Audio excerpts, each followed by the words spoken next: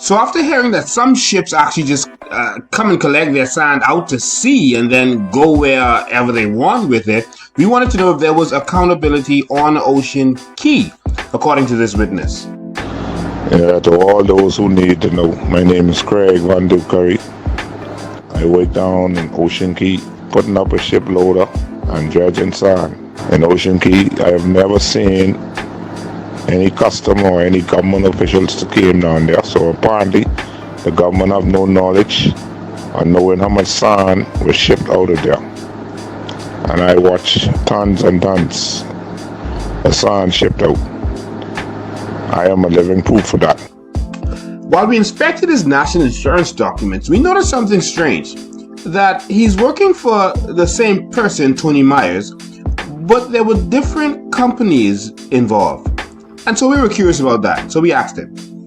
Okay, Mr. Curry, I see here after you finished working for Tycoon Management, you work for a company called Marcona, Marcona Industries. Who owned that company? Who did you work for? Well, it was Tony Myers. Okay, that's Tony Myers. Right after that, I see a couple months later, the pay slip changed from Marcona to Ocean Key Limited. Yes. Is that also Tony Myers? That's Tony Myers also. So you was working for Tony Myers, and the company that he was paying you from is Marcona Industries and Ocean Key Limited. Yeah, yes, sir. Wow, I asked you that because in a newspaper report, he made it seem like he didn't start mining until later, until about 2012. And we see from you that he was, in fact, he had you hired and was paying you much before that. And so, yes, so it seems like they were using a bunch of different companies. Different companies, yeah, different names. Wow. You know.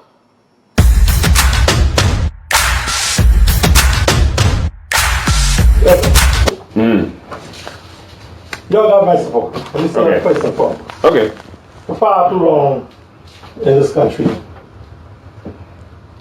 people's eyes are not open. I could speak to rock and sound, organize, anything to do with aggregate. Anywhere in the world, rock or sound, or anything else, with $7,000 a ton.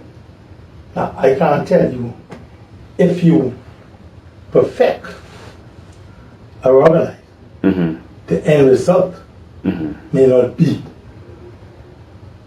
1,000, 2,000, 3,000, 4,000.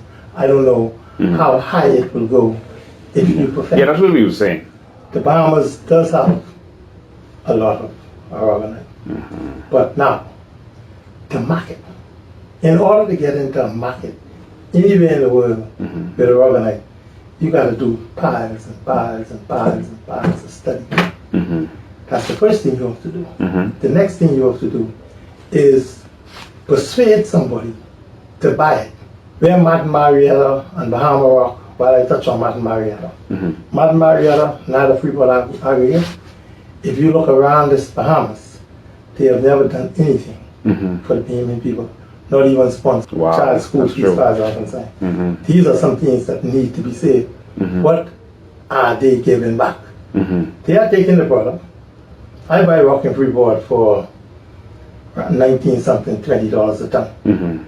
All right, bring it here to Nassau. Time I bring it here, pay VAT and pay everything else, transportation. I sell rock in the back there for $43 a ton. Tony Myers sold the key to MSC.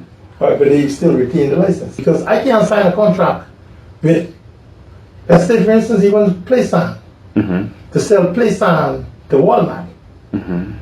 I have to be in a position to guarantee Walmart that I can have this business for 5 years. Yeah.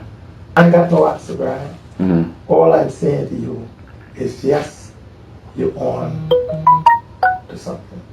But you have to take our time to get the market. The fracking market in South America Yes. is 80 million tons a year. You know that coming from the Bahamas. You know it's 80 million tons of sand here.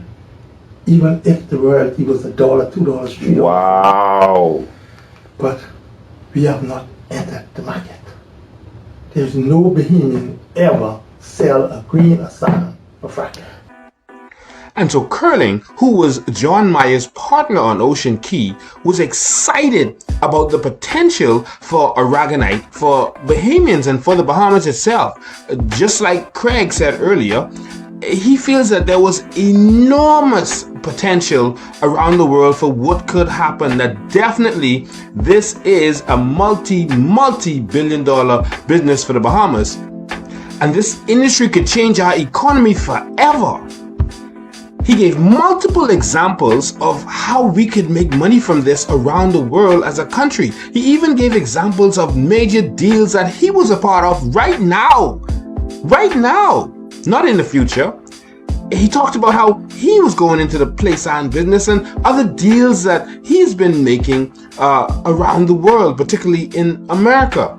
In his opinion, just like Celine Pinland, he felt that aragonite is more valuable than gold. He went on that he wanted the Bahamas to know that the problem is not the people in the industry, not even the foreigner. He said the problem with the industry is the government.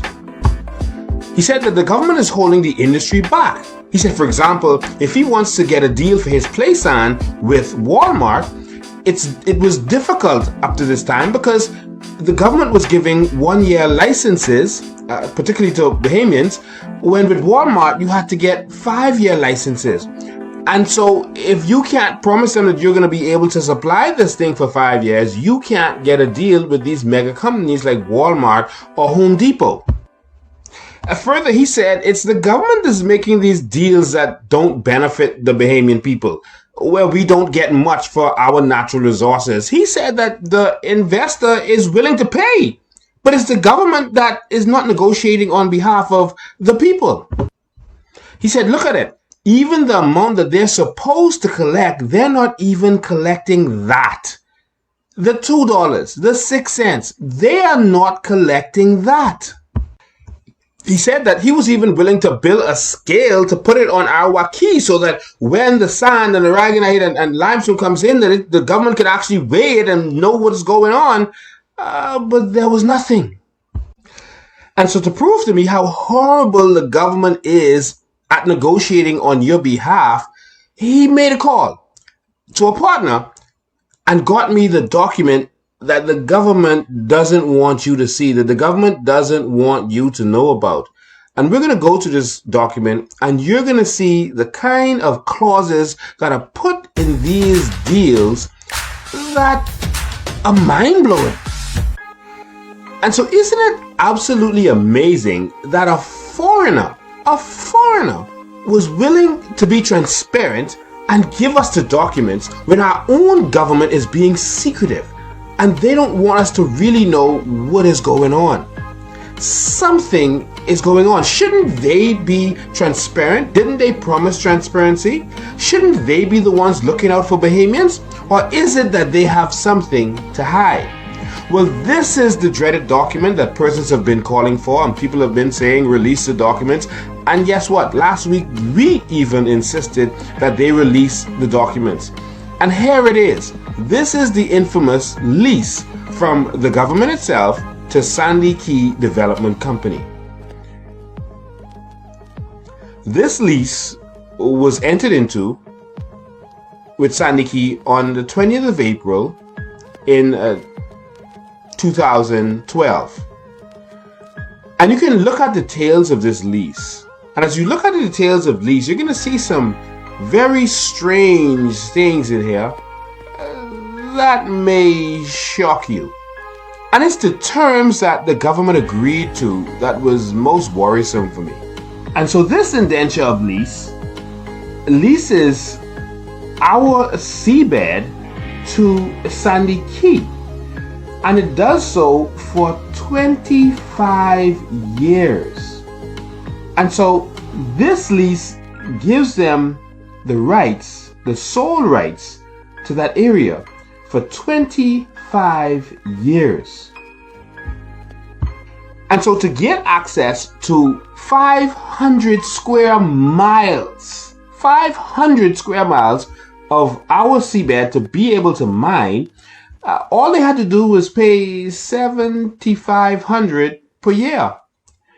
Of course, it increased from years 3 to 7. It goes up to 8,250. From years 8 to 12, it goes up to 900. From years 13 to 9,000.